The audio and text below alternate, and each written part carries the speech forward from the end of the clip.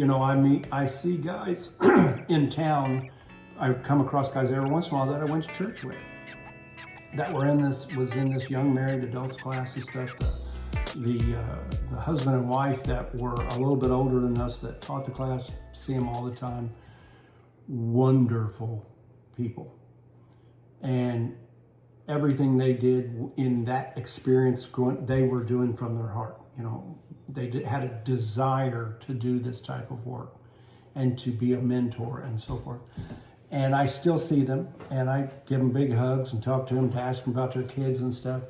And in their conversations, they're still going to the exact same church, and I hear them talk about, they're there a lot.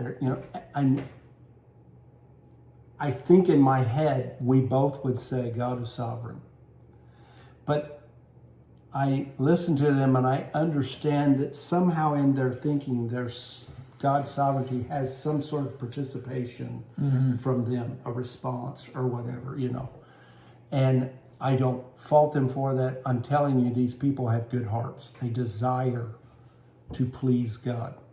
And they're in a method, a system that is kind of, directing stuff. Man, I am so glad to be liberated from that and see it a different way. And that's true freedom. Yes, it is. When you begin pushing all these limitations and boundaries, you really start shoving them wherever the scripture that says as far as the east is from the west, you don't get much farther than that. Right. You can really find peace. I grabbed a email goodie from this week. Frank Neil Porlack. This is his quote at the top of it. God ushered evil into the world, and he will escort it out when it has accomplished his purpose. And I know people who struggle with this idea that God has anything to do with evil. They've said he can't be around sin, he can't look at sin. Certainly he wouldn't, be a part of anything evil. Isaiah 45:7 says differently. He created good and evil. And it was purposeful and intentional. And Scripture is full of these examples. One of them, I think it's Isaiah 54:16, I may be wrong, but he created the ruiner for harm. And I wonder how people argue that he created him for harm. It's that how we're so caught up in this life, what we're experiencing now. So when we're going through those times, it's probably a natural reaction for us all to ask those why questions, or what in the world are you doing, Father? Right. Why am I going through this? Why would a loving Father? These devastating things that a loving Father that wouldn't, like I said, Chris would picture it with her own kids. Would we, do these things? What's going on? So it goes to you have to go to another place, another realm of, well, there's something I don't fully understand. There's something that's going on that we're subjected to now for a purpose. It's the only thing that gives me peace to explain those things. And I'm not caught up as much anymore when I am going through things and it's okay when you're going through things, however troubling it is, to cry out. And to be like, what is going on? This makes no sense. You would be angry and mad at God himself. Like, what are you doing? This can't be right. That's okay. You're free to do that. Yeah. He's right there. We believe he's put you and us in these things, in these times for another reason. For a bigger purpose. Yeah. Much bigger. So those are tough things though when you're going through it. This A. Enoch, this is his email goodie. I, for one, freely confess that without a knowledge of the consummation, when God will reconcile all and become all in all, I could not have confidence in a deity who allowed the world to work itself into such a mess, who can do little more for most men than to sweep them into destruction, extinction, or torment. But now, how can I distrust God? Mankind is just where he has brought it. The effect of all of the present evil and distress will be salutary. God will get glory out of it, and men will be prepared by it to appreciate the gifts he has in store for them all. That salutary is an unwelcome or unpleasant thing that you go through that you're glad for later on. And many of us know exactly, we have our own experiences like that. Going through it, it was the worst. Mm-hmm. And years later you go, I'm so grateful for that trial. Right.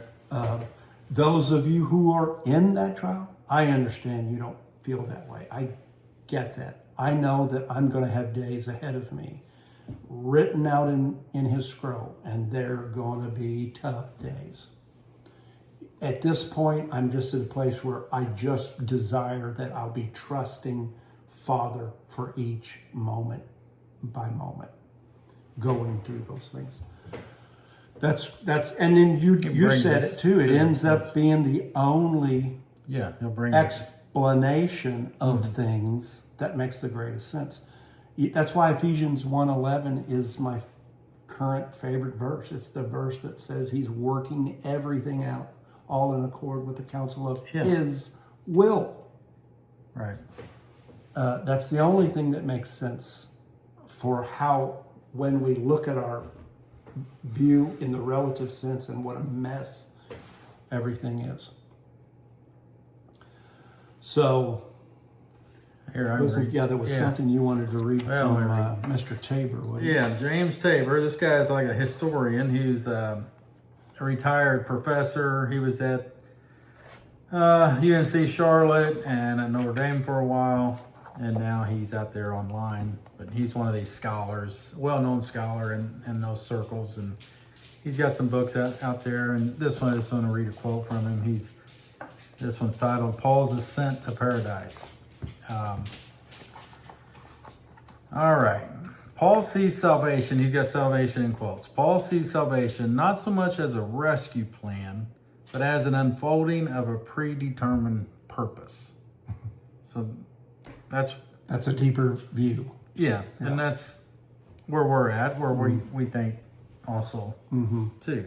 Accordingly, the creation was put in bondage to decay.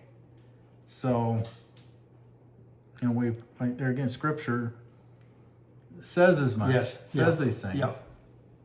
So the creation put in bondage to decay as part of God's will. Chris just read it. Everything's according to God's will. Yeah. Mortal first. That's what we're experiencing now. Then transformed, glorious immortality. Paul's view of the two Adams, much like the analogy of the metamorphosis from caterpillar to butterfly, is a move to a higher, transformed stage or level of being, intended by God in the very beginning in creating humans in the likeness and image of the Elohim. That's how he created humans in the likeness and image of himself, of the Elohim, it says. But there's a purpose. I mean, this historian, scholar is showing that's what Paul's talking about in a lot of these deep things in his letters, all through Romans and Ephesians. It's all over his letters. He's talking about something different, this transformation that's going to take place. He learned from the glorified Christ himself, something we can't understand yet. We might see it, could Christ come back? And we talked about it here earlier, conversations and things recorded, right? But then there was another time when he met Paul, and he's in a state of, I don't know what exactly. And I don't know what Paul knows. Paul's going to the third heaven. He's doing different things. He's on these, all what he experienced. But it does show you there's something else coming. So it's a different mindset than what sometimes the box that I think we can grow up with in religion. Like it's all about us right now, and you either die, you die and you're going to go to the good place or the bad place. But there's so much more to it. Yeah. than that. While you were reading that, this past week, I was in 1 Corinthians, and was it 1 Corinthians? I think it was in 1 Corinthians where I was reading about the, Paul was talking about the revelations in installments. And then there was reference to the minor. I thought of it as a minor, act as a minor. And then when you become an adult, you put those things away. And that author in that particular referenced another scripture about things you learn in installments will be discarded. Something else will take its place.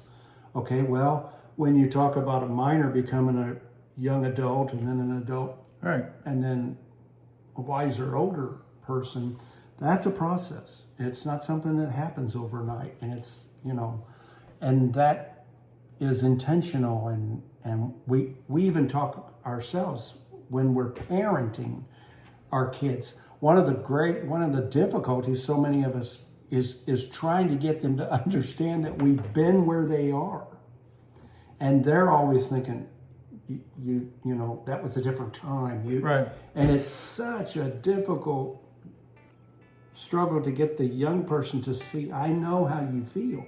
I've walked that walk. That's what I was thinking a little bit about whenever you were reading that. And